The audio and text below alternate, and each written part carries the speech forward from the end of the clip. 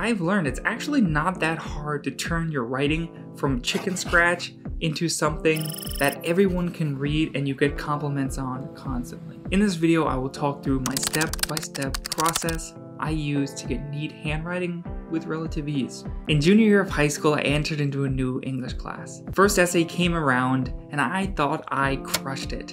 In a class filled with dummies, teacher starts handing back the essays to every person but me. Then she walks over to my desk with my essay in hand and says to the entire class, "Wilson, I had to give you a 0 on this essay simply because I couldn't read it. You have the worst handwriting I have seen in my 27 years of teaching." I was humiliated. And from that moment forward, I vowed that I would make my handwriting better to ensure that everyone can read it. If you're new here, I'm Wilson, and I make videos about self-development through the lens of habits. If that sounds interesting, consider subscribing. Today we're talking about the habit of handwriting. Now, before we actually start writing anything, let's address our writing implement and make sure that it is the correct one for us. Do you love the pen or pencil that you use to write? If not, it could be worth it to try getting a new one. Go to Staples or an art store where they sell pens and simply just try many of them. You'll know when you find the one. Your handwriting will be neater without you even trying. Will be enjoyable to write. Make sure you try many different types of pens: ballpoint, gel, fountain, brush. You never know what might suit your writing style. This tiny upgrade will make your writing neater while also making you want to write more often because it flows more smoothly and is more satisfying. Now, for me personally, I love the Pilot G2, specifically with a finer tip, the 05. Actually, this pen. I think it's great. I love a fine line. This might not work for most people, but for me, this is absolutely the best one that I've found. Along with that, I also use these pens, which I found on Amazon. It's a pack of 12 for like 10 bucks. This is what the pen itself looks like. Leave a link in the description if you want either of them. But again, it's just about trying many different pens or pencils to find what works for you. Next is paper. I would highly recommend investing into some handwriting paper. This is the paper where within each set of lines, there's a dotted line across the middle. Now, these dotted lines ensure that each of your characters is the correct height, and we'll get into that more later. Now, speaking of paper, when writing, you want to make sure that your paper is slightly angled at about a 15-degree angle, either left or right, depending on which hand you write with.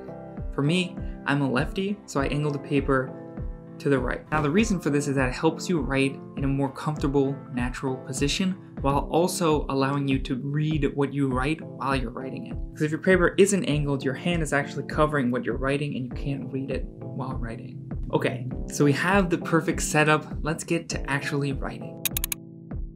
Now, first things first in your writing journey is to diagnose where you currently are. What does your writing look like?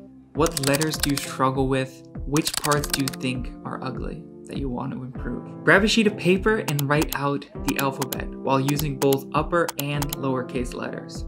Make sure to leave a little bit of space between each grouping of letters. Once you get through the alphabet, go back and circle the letters that you don't like. And then look up handwriting online. Find a piece of handwriting that you like.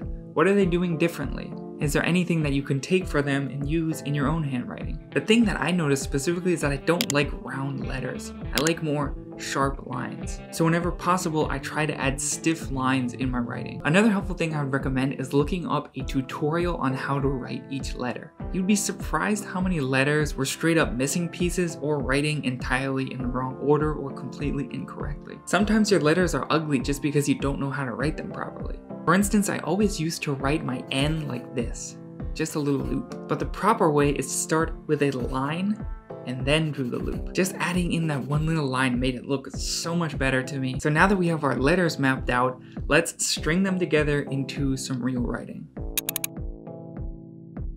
Now, I choose this passage because it uses every single letter of the alphabet, but you can use whatever passage you want. Take a book and just copy a passage or find one online and write it down. Now, this is great because it also gives you a starting point to look back on once your writing has become more neat, and it shows the progress very clearly. Write it out and then analyze it looking at the following two things. First is spacing. Make sure that there is space between each word. You should be able to draw a lowercase o between each one of the words that you're writing. Then ensure that there is enough space between each letter. Your letters shouldn't be crowding each other, and there's very few scenarios where they should actually be touching. There always should be a little bit of space between them. The second thing to look for is height. Now there are two types of letters, short and tall. The tall letters being the ones that stretch from the bottom of the line to the top of the line. These letters being T, D, F, H, K, and L. The short letters are every other letter in the alphabet, and these ones should only be taking up half of the space. If you have handwriting paper, it's much easier to tell how high they should be because you always have a point of reference for the middle of the line. Now ensure that all of your short letters are the same height, stretching from the bottom line to the middle, and that all of your tall letters are the same height, stretching from the bottom to the top. Also ensuring that none of the letters are going below the line when they shouldn't be, and none of the letters are going above the line when they shouldn't be. Now another good point is for the tall letters, some of them will have extra elements on them. For instance, T, F, H, and K, those additional elements should be the same height as the short letters. Now if we follow these height principles, this will give our writing much more readability and flow since there is the uniformity to it. These two rules, the spacing and the height, make up a vast majority of what makes our handwriting look neat. Now that we have the fundamentals down, the only step left is to practice. Find any excuse you can to practice your handwriting on a daily basis. Is there any point during your day where you already do handwriting? Let's say writing a to-do list. If so, spend the first minute or so focusing on going slowly and making your handwriting as neat as possible. Write slowly and deliberately, following all the principles listed in this video for that first minute or so, and then after it's up, go back to your normal speed. Find any excuse to write. If you normally take notes on your laptop or on your phone, try handwriting them. Now usually I like to find ways to practice that kill two birds with one stone. For instance, I started sending letters to family members. Now this is a great way to practice my handwriting, and then it also gives me the added benefit of becoming closer to loved ones. The other thing I've been doing is practicing copying my favorite books. This is a daily practice I started to try to figure out what makes great writing tick. Now what I do is I take a book and then I handwrite every single page of it.